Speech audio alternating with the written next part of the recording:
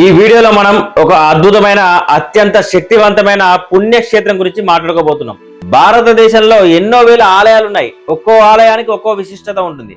కానీ ప్రపంచంలో మరెక్కడ లేని విధంగా అటు ద్వాదశ జ్యోతిర్లింగాలలో ఒకటిగా, ఇటు అష్టాదశ శక్తిపీఠాలలో ఒకటిగా ఒకే ప్రాంగణంలో శివశక్తులు ఇద్దరు కొలువైన ఏకైక మహాక్షేత్రం ఏదైనా ఉందంటే అది మన తెలుగు రాష్ట్రాల్లో ఉన్న శ్రీశైలం. దట్టమైన నల్లమల్ల అడవుల మధ్య పరవళ్లు తొక్కే కృష్ణమ్మ పాతాళ గంగ ఒడ్డున వెలిసిన శ్రీశైలం మల్లికార్జున స్వామి మరియు భ్రమరాంబిక దేవి చరిత్ర ఏమిటి? అసలు ఈ ఆలయం ఎలా వెలిసింది? ఎవరెవరు ఈ ఆలయాన్ని అభివృద్ధి చేశారు? పురాణాలు ఏం చెబుతున్నాయి? చరిత్ర ఏం చెబుతుంది? ఈ ఆసక్తికరమైన విషయాలన్నీ కూడా ఈ రోజు ఈ వీడియోలో వివరంగా తెలుసుకుందాం. ఎక్కడ స్కిప్ చేయకుండా చివరి వరకు చూడండి. శ్రీశైలం అనగానే మనకు ముందుగా గుర్తొచ్చేది కుమారస్వామి అలిగి వచ్చిన కథ.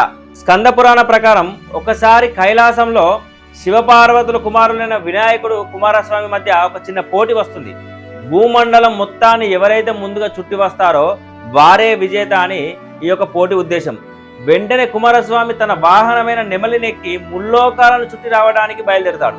కానీ వినాయకుడు తన తెలివితేటలతో తల్లిదండ్రులే ఈ సమస్త సృష్టికి మూలం అని భావించి శివపార్వతుల చుట్టూ ప్రదక్షిణ చేసి ఈ పోటీలో గెలుస్తాడు. లోకాలన్నీ తిరిగి అలసిపోయి వచ్చిన కుమారస్వామి తనకంటే ముందే వినాయకుడు గెలవడం చూసి కోపగించుకుంటాడు. ఎంతలా అంటే ఇక కైలాసంలో తాను ఉన్నానని చెప్పి దక్షిణ భారతదేశంలోని క్రౌంచ పర్వతానికి వచ్చి ఒంటరిగా ఉండిపోతాడు. ఈ క్రౌంచ పర్వతమే ఇప్పటి మన శ్రీశైల మహాక్షేత్రం. కొడుకు మీద ఉన్న ప్రేమతో కుమారస్వామిని బుజ్జగించడానికి సాక్షాత్తు ఆ పరమశివుడు మరియు పార్వతీదేవి ఇద్దరు కైలాసాన్ని వదిలి శ్రీశైలానికి వస్తారు. అలా వచ్చిన శివుడు ఇక్కడ మల్లికార్జునుడిగా, పార్వతీదేవి భ్రమరాంబికగా స్వయంభులుగా వెలిసారని చెప్పి పురాణాలు చెబుతున్నాయి. మల్లి అంటే పార్వతి అని, అర్జునుడు అంటే శివుడు అని అర్థం. ఈ క్షేత్రానికి మల్లికార్జున స్వామి అనే పేరు రావడానికి వెనుక మరో ఆసక్తికరమైన కథ కూడా స్థానికంగా బాగా ప్రచారంలో ఉంది. పూర్వం గుప్తరాజుల కాలంలో చంద్రవతి అనే ఒక రాజకుమార్తె ఉండేది. ఆమె రాజ్య భోగాలను వదిలిపెట్టి సన్యాసం స్వీకరించి ఈ నల్లమల్ల అడవులోని శివుని కోసం తపస్సు చేసుకుంటూ ఉండేది. ఆమె దగ్గర ఒక ఆవు ప్రతిరోజు అడవిలోకి వెళ్ళి ఒక నిర్ణీత ప్రదేశంలో ఒక పుట్ట మీద తన పాలను దారాగా కురిపించి వచ్చేది. ఇది గమనించిన చంద్రవతి ఆ పుట్ట దగ్గరికి వెళ్ళి లోపల ఏముందా అని తవ్వి చూస్తుంది. అక్కడ సాక్షాత్ పరమశివుడు ఒక జ్యోతిర్లింగంగా ఆమెకు దర్శనమిస్తాడు. ఆ అద్భుతాన్ని చూసి మైమర్చిపోయిన ఆ రాకుమార్తె అప్పటి నుండి ప్రతిరోజు ఆ శివలింగానికి సుగంధాలు వెదజల్లే మల్లెపూలతో పూజలు చేయడం ప్రారంభించింది. అలా మల్లెపూలతో పూజలు అందుకున్న ఆ శివుడే మల్లికార్జున అయ్యారని చెప్పి చరిత్రకారులు భక్తులు విశ్వసిస్తారు. ఇక్కడ పురాణాల నుండి బయటకు వచ్చి చారిత్రక ఆధారాల ప్రకారం చూస్తే శ్రీశైల ఆలయ చరిత్రకు సుమారు 2000 సంవత్సరాల పురాతనమైన ఆధారం ఉంది. క్రీస్తు శకం 2వ శతాబ్దానికి చెందిన శాతవాహన రాజుల శాసనాలలోనే శ్రీశైలం గురించి ప్రస్తావన ఉంది. అంటే అప్పటికే ఈ ఆలయం ఎంతో ప్రసిద్ధి చెందిందని మనం అర్థం చేసుకోవచ్చు. శాతవాహనుల తర్వాత ఇక్ష్వాకులు, పల్లవులు, విష్ణుకుండినులు, చోళులు, కాకతీయులు, రెడ్డి రాజులు ఇలా ఎంతో మంది రాజులు ఈ ఆలయ అభివృద్ధికి తమ వంతు కృషి చేశారు. ముఖ్యంగా 14వ శతాబ్దంలో రెడ్డి రాజులు శ్రీశైల పాతాళ గంగకు మెట్లు నిర్మించారు. ఈ ఆలయానికి అత్యంత స్వర్ణయుగం ఎప్పుడంటే అది విజయనగర సామ్రాజ్య కాలం. 1516వ సంవత్సరంలో శ్రీకృష్ణ దేవరాయలు స్వయంగా శ్రీశైలాన్ని దర్శించుకున్నారు. ఆయన ఇక్కడ ఎన్నో అద్భుతమైన మండపాలను, గోపురాలను నిర్మించారు. ఇప్పటికీ మన శ్రీశైలం చూసే ప్రధాన ముఖమండపం ఆయన నిర్మించిందే. ఆ తర్వాత మహారాష్ట్ర యోధుడు ఛత్రపతి శివాజ్ మహారాజ్ కూడా ఈ ఆలయానికి విచ్చేసి భ్రమరాంబిక దేవి ఆశీస్సులు తీసుకున్నారు.